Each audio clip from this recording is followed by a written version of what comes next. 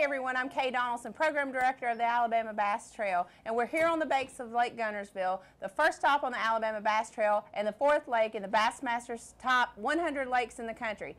Here with Chris Lane, 2012 Bassmaster Classic champion at his store here on Lake Guntersville.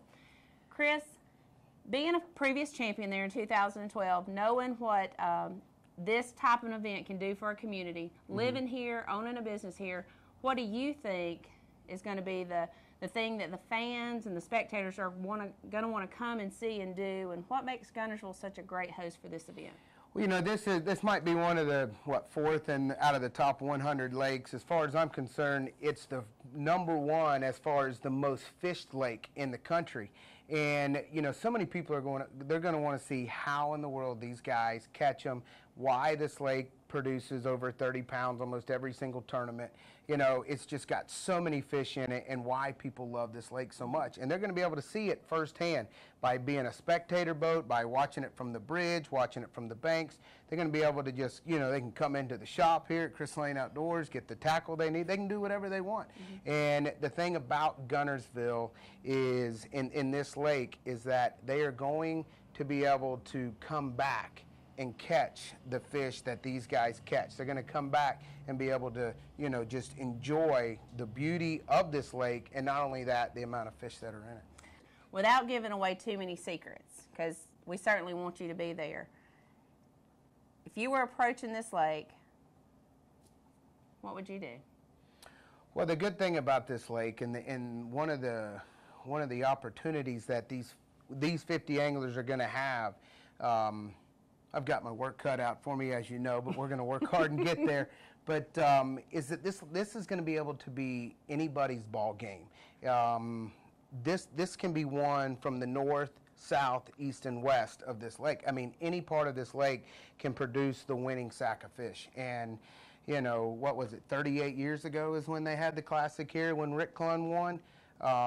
So much has changed in the sport of bass fishing. I mean, you got power poles now where you can actually sit on a spot and really bust a bunch of big fish. So, you know, this is really going to be one of those tournaments that I feel will set all records, from the amount of catches to the amount of people to the amount of spectators. It's just going to be a great, fantastic event for the community. And not only that, the community is got open arms welcoming everybody to come, and they are going to show what true Southern hospitality is all about. That's correct. One other question I have for Chris, being here in Guntersville, your high school has a high school fishing team, and what we've seen is such a explosion in the sport in that age group, and I know how important it is to our state. We currently have over 1,200 students fishing the Alabama Student Angler Bass Fishing Association. They were here just a few weeks ago, had 216 boats. I know you grew up fishing, you and your brothers and your dad. If you were talking to those kids today, and they all aspire to be the next Chris Lane, you know, next Bassmaster Classic champion, what words of encouragement, and even, you know, because it's not all fun and games, and it's not called catching, it's called fishing, what would you have to say to them? Well, you know, the thing about technology from when I was a kid was, I don't think there was the internet when I was growing up, and there's so much out there that these people can learn, from Bassmaster.com to, we actually have an app for Lake Guntersville now. It's called Fishing and Living at Guntersville, that they can go on and get so much information, reports, you know, and all of these websites with technology nowadays, these kids are good at it. They know how to do it. They can get it on their phone. They can get flow schedules. They can get what's biting. And to study those websites, to learn how these guys, especially, I mean, you look at Rick Clunn, who's still doing it nowadays, you know. He's actually probably on the internet looking at all the information that so many people provide to really help catch more fish. And it doesn't matter if it's Guntersville, Okeechobee, St. Clair.